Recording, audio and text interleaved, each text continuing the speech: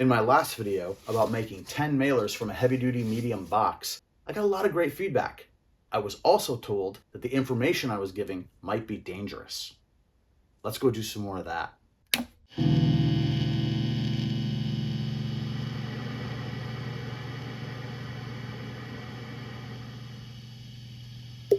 What's up everybody, Dave from Quarter Flips here. Yes, in my last video, I got a comment that said that the video was a useless waste of time and some of the information I was giving out was actually dangerous.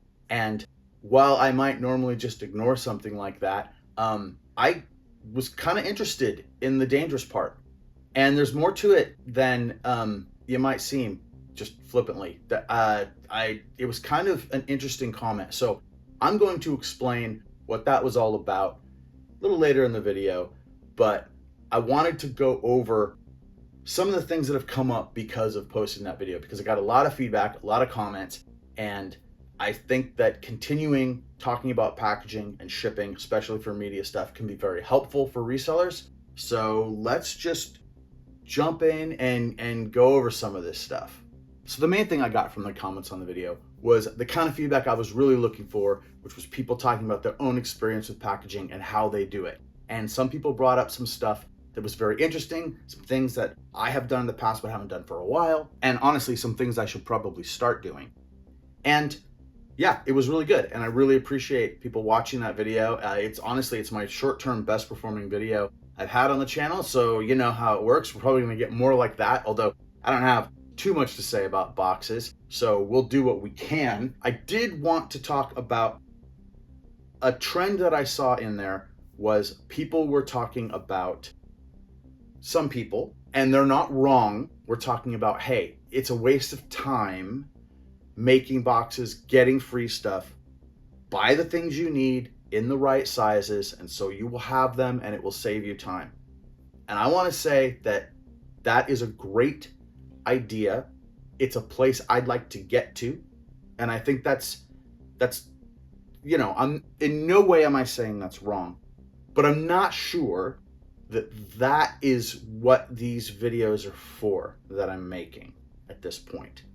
Somebody who is starting out on eBay or Discogs or any selling service, who maybe hasn't even started yet and is thinking about it, the idea that they would need that kind of money outlay and storage space and all the things that go along with that might be so daunting that they wouldn't do it at all.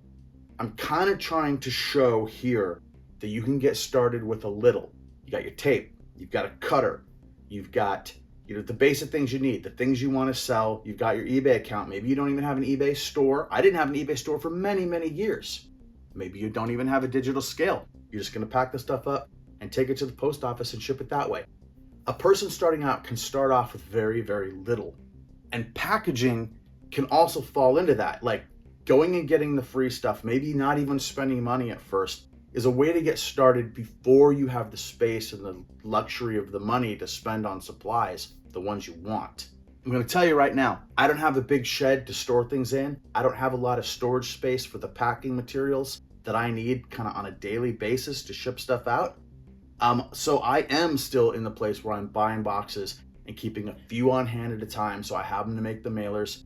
And I'm also looking for stuff around the house that comes up that I can use for shipping. Here's an example. We just finished off this take and bake bread that we got at Costco. This is going out in the recycle because there's no need for this box anymore. But you know what? Why don't I recycle it two ways? See, here's the thing. The bottom of this sourdough bread box is the same length of one of my DVD mailers that I cut out. So why don't I cut a DVD mailer out of this and recycle the rest, and then I get one more piece of free packaging, making the DVD mailers even cheaper. Someone would say that's a waste of time, but how much time does it take to run a blade across that and cut out a box? It's almost nothing. I'm spending the time packing this stuff up anyway.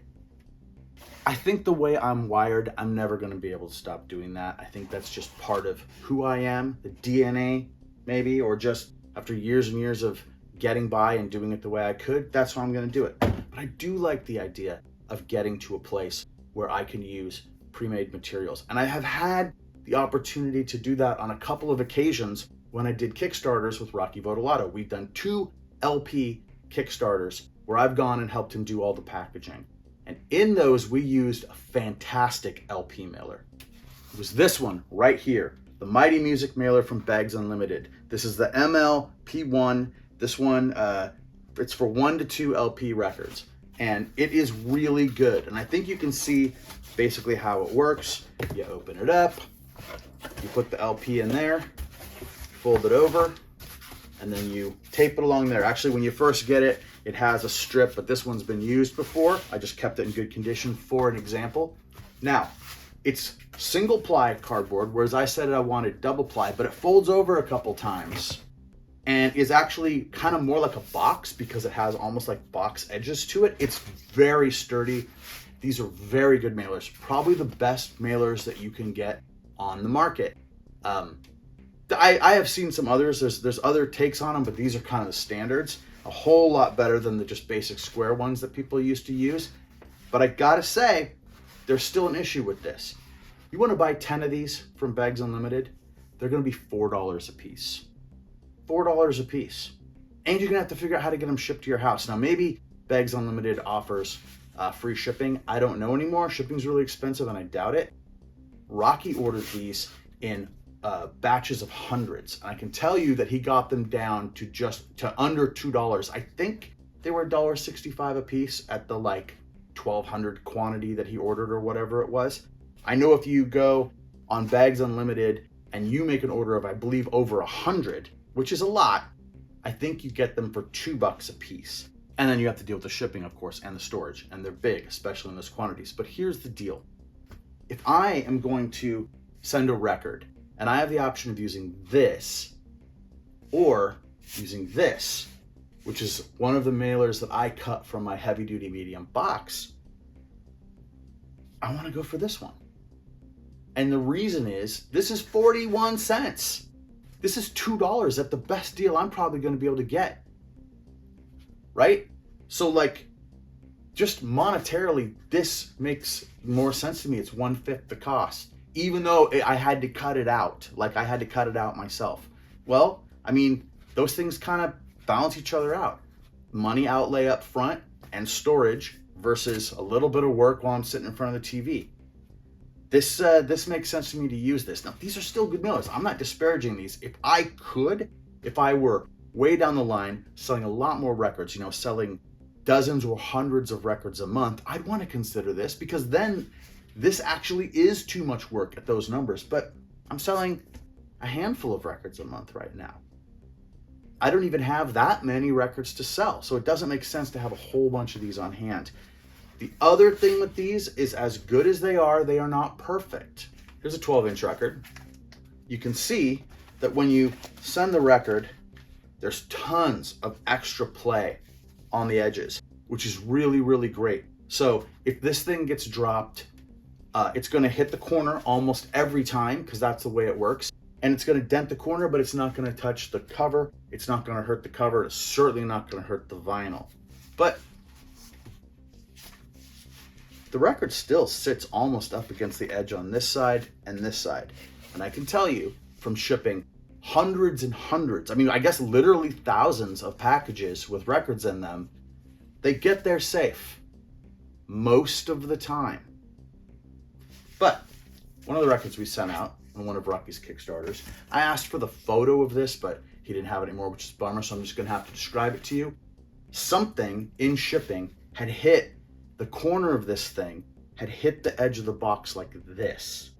And it might have been the corner of a wall. It might have just been a really heavy package, but it crushed in about an inch. And it actually went in far enough to hit the edge of the record and chip, like a whole chip out of the vinyl.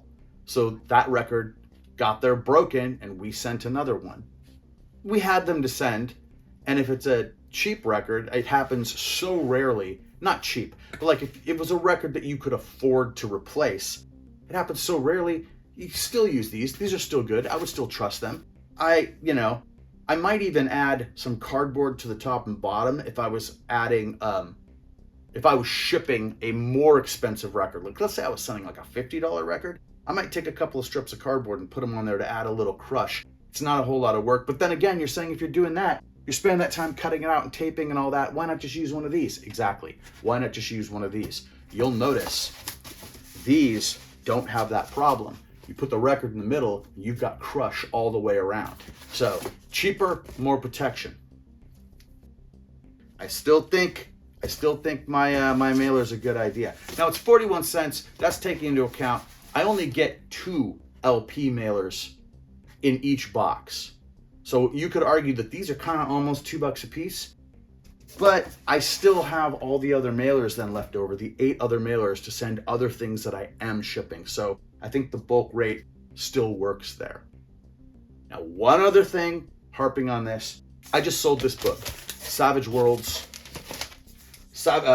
Shane Lacey Hensley's Savage Worlds Fast Furious Fun, for both miniatures and role-playing games. This is a cool hardcover book. It was a half-price books on sale for $2. I sold it for $8.99. There's not a lot of meat on that bone. I'm gonna ship this out. Do I want to ship something like this in this kind of box? Do I want that kind of expense, $2? I'm not finding these laying around free. People aren't moving and then giving away a stack of these mailers. You've gotta buy these. So am I gonna use $2 to send something I spent $2 on but got $8.99 for, plus paid the eBay fees? And then no. I want my 41 cents. I might even want cheaper. I'm gonna want to send this with maybe an even cheaper mailer, free box. That's why I want to get a bunch of free boxes to help bring the cost of these down even more. So I could ship stuff like this, because you do need a big box to ship a book like this safely, just like with vinyl. All right, so I think that about covers that, but I hope my point is coming through here. Saving money, using the time that you have to not have that money outlay is definitely something for people getting started or with smaller operations. Spending the money because you have it and you have the space and you have a bigger operation with a lot more stuff coming out, that is great, because it's where we as small sellers and small operations want to go. So those comments were not wrong at all. I'm very happy that they were left on the video, and I hope to see more of that in the future. But just to make sure it's understood what I'm saying here, I'm not saying this is better than that. I'm just saying that for me and for a lot of people, I think this is what we can do. Okay, now let's get to the dangerous comment. Dangerous. What is dangerous about the video that I put up? How could something possibly be dangerous? Now, that comment, it started out insulting, and there was even kind of an insult at the end of the comment, and it was a long comment. But as I read it, realized I was pretty happy about the comment being left on the channel, and I hope that that YouTuber, that commenter, posts on future videos that I put up, because I want this level of just granular getting into it. So they got into packaging. They said they've been shipping for 27 years, and this was the way to do it. They said that media needed to be wrapped in newsprint or craft paper. I actually do keep some craft paper around, and sometimes I do ship things with it. Now, the reason they said that it needed to be done this way is because of condensation. I'm gonna be honest, that gave me pause. Maybe they're right. So when I ship things like this book, like this is my own personal book, I'm not shipping it, but I'm gonna wrap it in plastic. I showed, that I do that, and I put it in one of these boxes and I ship it out. Well, what they said in the post was everything, the atmosphere, the books, everything has moisture in it. And if it goes onto a truck and the temperature goes down to freezing, or it gets really cold, it doesn't even have to be freezing, it gets really cold and it's out there for hours, or it sits on someone's porch in the cold, and then it gets brought inside to a warm temperature, the temperature comes up, condensation forms, it can form on the inside of the bag in droplets and then do water damage to the item inside. I don't like that idea. I don't like that idea at all. So I read up on it, and yeah, it's a concern. It's a concern mostly with electronics, because you could do damage to electronics. But honestly, if you have seen like record collections or old books that have been kept out in sheds in a place where the temperature fluctuates a lot, you go from freezing, your warm summers, cold winters, there's a lot of moisture in the air, like here in the Pacific Northwest, everything gets kind of a musty old vibe to it. Old records often look like the covers have been wet and dried out and wet and dried out. You don't want that sort of thing to happen. Now, in all the years that I have shipped things, and in all the years that I have received things that have been shipped, and it's more than 27, I have not encountered this problem. But do I know that's true? I made the point in my DVD shipping box videos that I have made. I made the point that I don't always know. We as sellers don't always know exactly how things arrive on the other side. We don't hear about it. We assume everything was fine. Maybe people just realized that, like, you know, maybe a thing got a little bit damaged, maybe a jewel case got cracked or something, and we don't hear about it. So we don't always know. I don't always know that everything that I've sent in plastic didn't get droplets of moisture on the inside that could possibly touch a cover and cause a little localized water damage. I mean, I do think it's weird. It doesn't seem right. So I decided I had to test it. And here's how I tested it. I put this book in plastic in the freezer for 5 hours. And then I brought it out into 70-degree weather here in the house. And we're going to take a look and see if it gets any moisture, any condensation on the inside. And what I found was, after letting it sit for some time, it did get condensation on the outside of the plastic. Not a lot, not enough to really dampen this napkin, but condensation is a real thing. But in just a small amount of time, the condensation on the outside of the package had completely evaporated.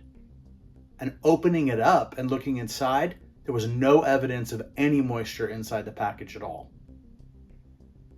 I feel like that's a pretty good test, honestly, for something like this. I don't think it's going to necessarily be outside a truck freezing for 5 hours or on someone's porch freezing for 5 hours, but it might. And even if it did, if they bring it into the house, it's probably going to get condensation on the outside of the package, probably not very much on the inside. I would hope if they saw that happening, they would take it out of the package to make sure. A little bit of, you know, proactive stuff on their side could be helpful. It hasn't been enough of a problem for me to worry about. I will say this, don't store your stuff in cold, freezing weather, then bring it into the house and package it up and ship it. I think you are definitely creating a situation where some things could be damaged that way. I've cleaned out a friend's storage unit that was an outside storage unit where he had stored a ton of his old toys, stuff in package, and we would open up a box and everything would be perfect. And then we'd open up another box and inside there would be like large size Star Wars dolls still in the plastic packaging with mold inside the packaging. Just terrible. He lost some really great stuff because it had been left in bad conditions. Do not put stuff where the elements can get to it if you care about it in the future, or if you think you're going to sell it to someone who's going to care about it in the future. So that's what I have to say about that. Anyway, I hope this has been very helpful. Please like and subscribe, and I will be back soon with more.